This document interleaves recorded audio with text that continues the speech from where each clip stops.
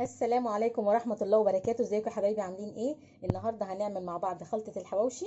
ازاي بتتعمل؟ معانا نص كيلو من اللحمة المفرومة، ومعانا فول صويا يعني كمية حلوة كده، ومعانا بصل مفروض 3 4 بصلات كبار، بس طبعا عشان البصل صغير فانا حاطة عدد اكبر، ومعانا فلفل رومي هنعمله في الكبة، ومعانا دهن، ده اساسي طبعا عشان يدي للحواوشي طعم، لو مفيش ممكن ليا، ولو مفيش خالص ممكن نحط سمنة بقى يعني، ده لو مفيش خالص. هنبتدي اول حاجه هننقع الفول الصويا بالميه السخنه، وهنسيبه كده على جنب. بسم الله الرحمن الرحيم. هنسيبه كده كام دقيقه كده اهوت على جنب عبال ما ينفش كده ويطرى. هناخد نبتدي بقى بالبصل، نغمض عينينا كده ونسمي الله ونبتدي نبشر البصل. بسم الله الرحمن الرحيم. هنبشره في المبشره العاديه، مش عايزاه انا في الكبه عشان ما يبقاش يعمل ميه كتير ويبقى ناعم قوي.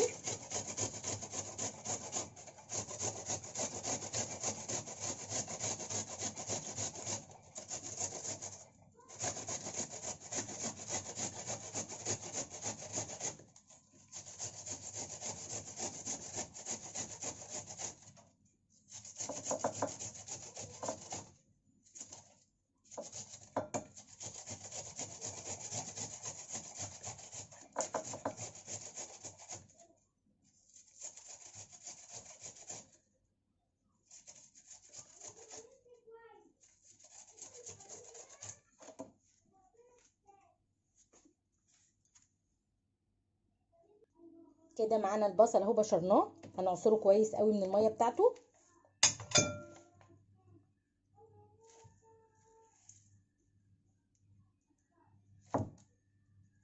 وهنحط على اللحمه كده.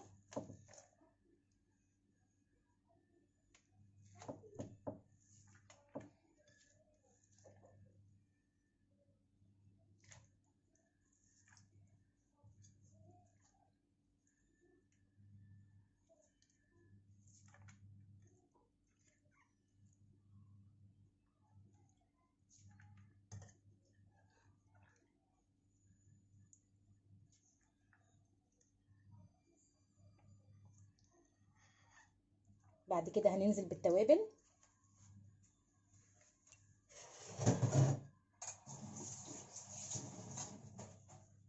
معانا التوابل هنا توم باودر وبصل باودر وبهارات عاديه وبهارات بتاعه الحواوشي وفلفل اسود وملح. احنا مش حاطه ملح كتير عشان ديت بتاعه الحواوشي دي فيها ملح، فلما نشوف الاول نحتاج ملح ولا لا.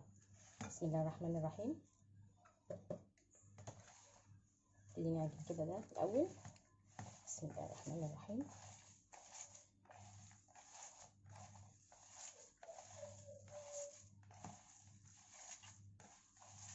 احنا لسه معانا الفول الصويا ما حطيناهوش ولا الفلفل ولا الدهن. هنعجن ده بس كده شويه.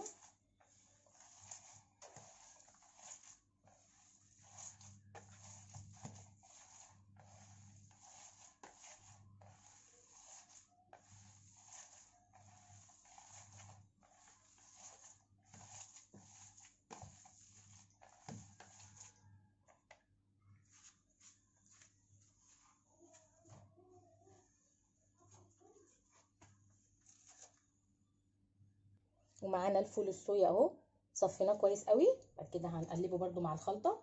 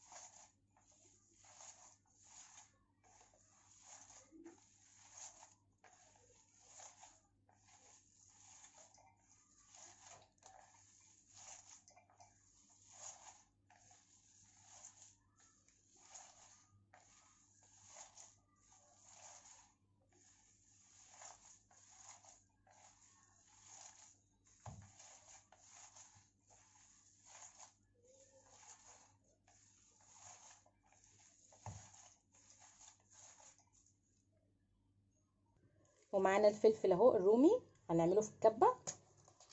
بسم الله الرحمن الرحيم.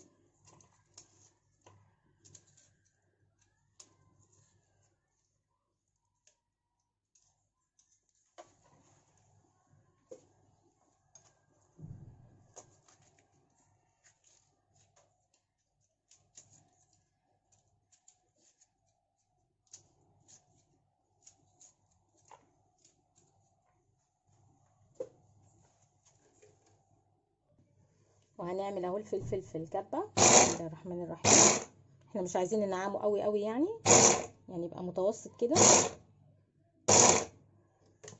هنشوفه كده لسه شويه.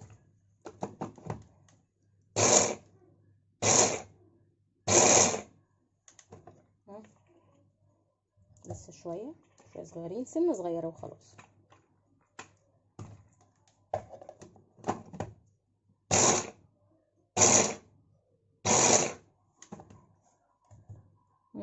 لسه كمان سنه، لسه كبير شويه.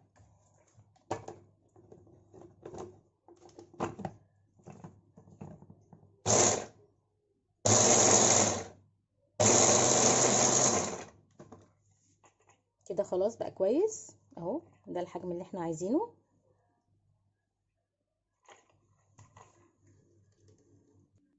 احنا بنصفي برضو الفلفل من الميه بتاعته كده اهو، ناخد الفلفل بس عشان خاطر ما يخليش العجينه طريه قوي معانا.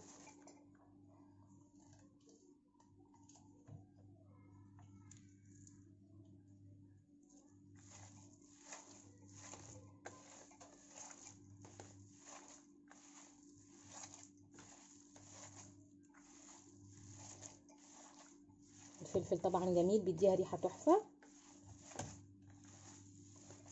فاضل بس معانا الدهن، بيخلي العجينه متماسكه بتاعه الحواوشي، وبيخلي طعمها جميل طبعا وتستوي.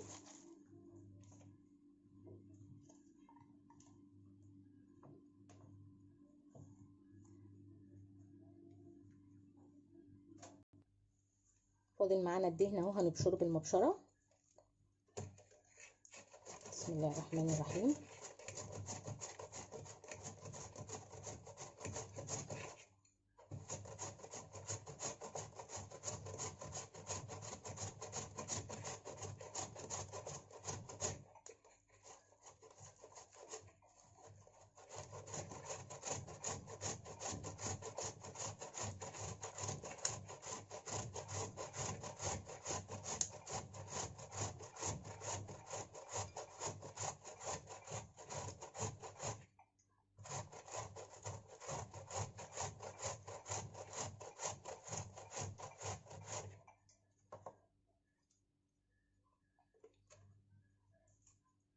بسم الله الرحمن الرحيم. لسه شويه كمان.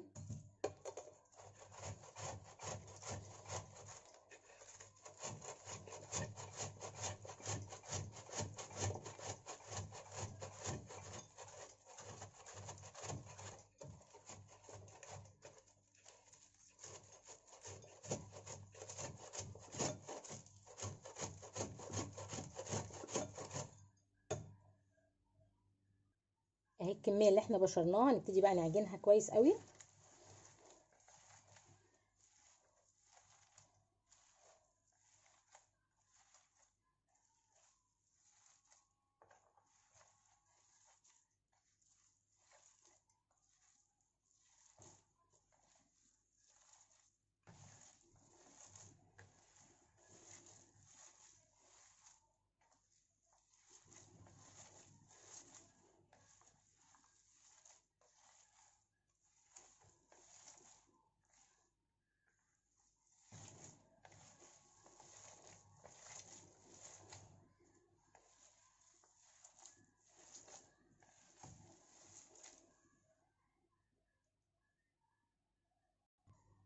كده احنا خلصنا عجينه الحواوشي وظبطنا الملح بتاعها، لان هي كانت ناقصه ملح فزودت لها ملح. انا عن نفسي هشيلها في الفريزر دلوقتي وهطلع منها لما احتاجها. احنا ممكن لو عايزين نعملها على طول ممكن نفردها في العيش ونسيبها، وممكن نشيلها بالعيش برده في الفريزر. ولو عايزين نشيلها ونطلعها وقت ما نحتاجها هتبقى سهله وبسيطه جدا معانا. يا رب الفيديو يكون عجبكم، والسلام عليكم ورحمه الله وبركاته.